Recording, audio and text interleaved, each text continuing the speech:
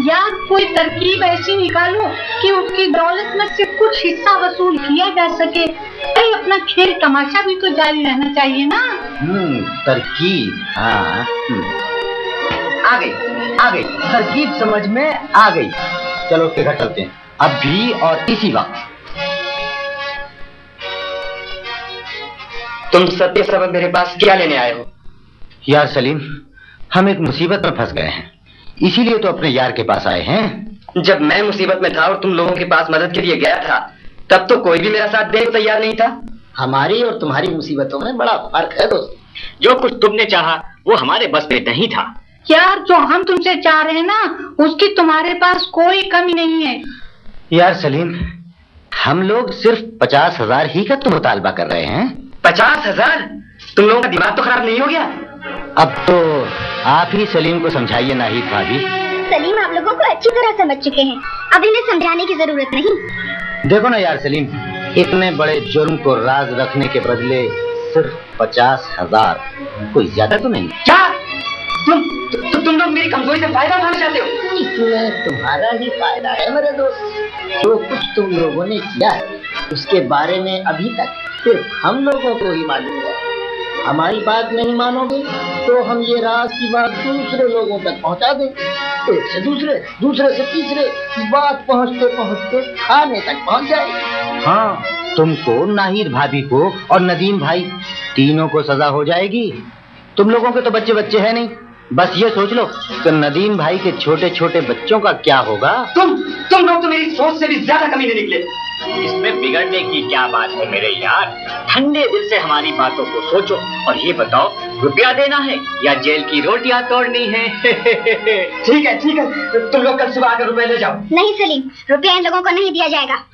मेरी इज्जत, शोहरत, तुम्हारी जिंदगी और नदीम भाई के बच्चों की मुस्तकबिल का सवाल है नाइल। कुछ भी हो, इन लोगों को एक फूटी कौड़ी भी नहीं दी जाएगी। ये फैसला आपको बहुत महंगा पड़ेगा नाहिद भाभी। दफा हो जाओ तुम लोग, निकल जाओ मेरे घर से।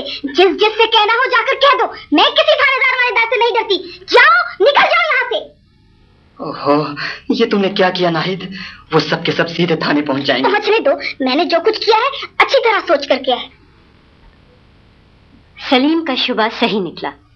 थोड़ी ही देर बाद थाने से 4 सिपाही आए और सलीम और नाहिद को अपने साथ थाने ले गए और हवालात में बंद कर दिया। नदीम भाई और सलीम के चारों दोस्तों के पहुंचने के बाद थानेदार साहब ने कार्रवाई शुरू की। अच्छा, तो आप लोगों का कहना है कि आप लोगों ने उस लड़के की लाश खुद अपनी आंखों से देखी? जी हाँ थानेदार साहब, बिल्कुल देखी। अच्छा, लाश देखकर आप लोगों ने क्या किया? हम लोगों ने लाश को दफन करने से इनकार कर दिया। हमने सलीम से साफ साफ कह दिया कि दोस्ती अपनी जगह, मगर हम लोग मुजरिम का साथ नहीं दे सकते। जी हाँ। बहुत खूब। मिस्टर नदीम, आपने लाश को दफन करने में अपने छोटे भाई सलीम की मदद की? जी हाँ, हम दोनों ने मिलकर मिट्टी खोदी और थैले को दफन कर दिया।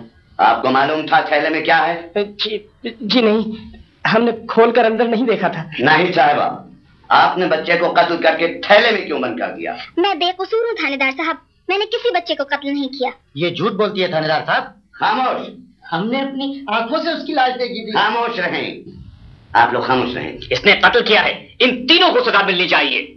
आप लोगों की शहादतें तो रिकॉर्ड पर मौजूद हैं, आप लोग खामोश रहें। मैं इनका जवाब सुनना चाहता हूँ। अरे ये क्या जवाब देगी थानेदार साहब? आप कब्र से लाश निकलवा कर देख लीजिए, अभी मालूम हो जाएगा कौन बेकसूर है और कौन कसूरवार। अब बताइए नाहिद साहिबा। मुझे मंजूर है। हवलदार। जी जनाब। मजिस्ट्रेट साहब को बुला लो, मैं उनकी मौजूदगी में लाश निकलवाना चाहता हूँ। बहुत अच्छा जनाब।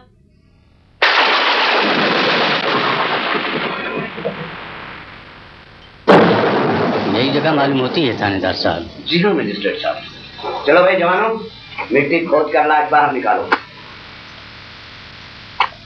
वो देखिए मजिस्ट्रेट साहब, थैले का कौन लगा है। आराम से भाई, आराम से हाथ चलाओ। निकल गया, निकल आया। देखिए थैला निकल आया। अब मालूम होगा कौन सच्चा है कौन झूठा। कैसी बेदर्दी से कत्ल किया है बेचारे को। हाय हाय हाय हाय। इन तीनों को तो सजा मिली ही मिली। हाँ भाई आप लोग बोलते बहुत हैं, थोड़ी देर खामोश नहीं रह सकते? इजाजत हो तो थैले का मुंह खोलो मजिस्ट्रेट साहब। जरूर। अरे क्या है? इसमें तो मरा हुआ कुत्ता है। कुत्ता? तो फिर लड़का क्या हुआ? मोहतरमा नाहिद, मैंने तो पहले ही कहा था मैं बेकसूर हूँ थानेदार साहब। मैंने किसी लड़की को कत्ल नहीं किया। मगर ये कुत्ता? मेरे शौहर के पिकनिक पर जाने के बाद बाहर से एक कुत्ता मेरे बाग में घुस आया था। मैंने उसे मारकर थैले में बंद कर दिया। और वो लड़के वाला किस्सा क्या है? वो तो सारी मनगढ़ंत कहानी थी जो मैंने अपने शौहर की आंखें खोलने के लिए बनाई थी। मैं समझा नहीं। मैं बताता हूँ, मैं आपको बताता हूँ थानेदार साहब। सलीम ने मतलबी दोस्तों के साथ फजूल खर्ची से लेकर बिछड़े हुए भाइयों को मिलाने तक की पूरी कहानी सुना दी।